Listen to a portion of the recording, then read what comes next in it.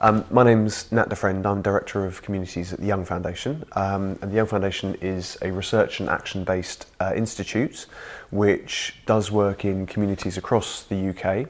And we do broadly three things. We conduct research, particularly qualitative ethnographic research.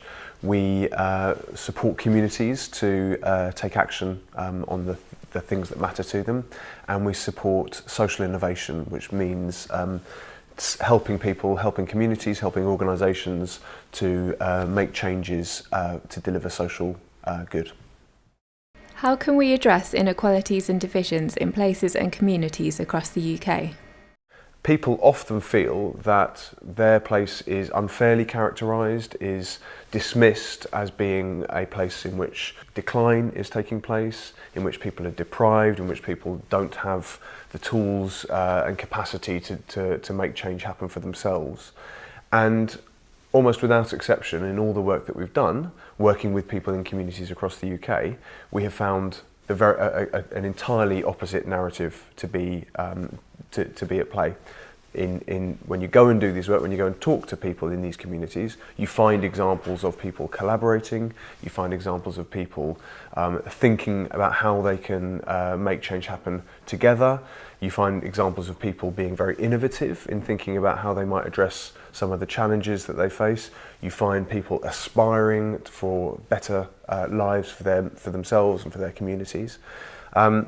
And it's that narrative that people would like to see much more focus on when their place is reflected to the outside world. So that inequality, if you like, of recognition for the things that people already do, and that inequality of representation, the way that positive narrative, it does not feed into the way that places are talked about when decisions are taken, when the democratic institutions, for example, reflect on what's needed in different parts of the UK. Can you talk about the value of using a place-based approach to address this issue? We have focused down on the idea of place and community as being, if you like, the primary unit on the basis of which social change is possible.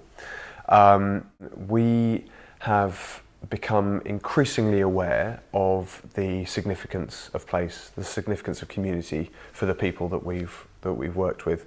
And people, firstly, have a very, very strong attachment to the places in which they live. And crucially, they also experience inequalities in respect of their place as opposed to others. So people in many of the communities we have worked within talked about how their place is disadvantaged comparative to other places. How can we develop people's potential for addressing challenges in their own communities?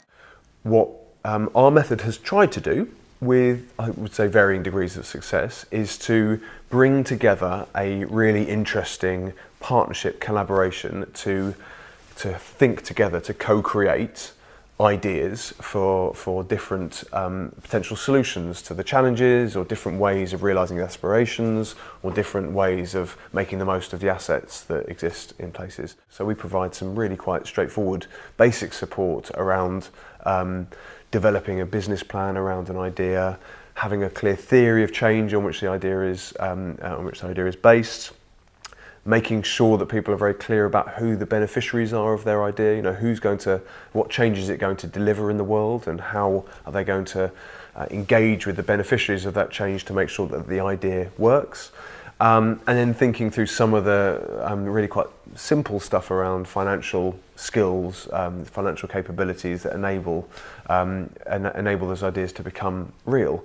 And that's with a view to supporting these leaders who hopefully are new leaders emerging from communities, not your usual suspects, to be able to start to make the case to people who might support it, typically people who can give them the initial grant they need to develop the idea further, and as they develop, as those ideas reach maturity, to access some of the investment that might be out there that could support them to make for that idea to have real impact. What is your one recommendation for policymakers?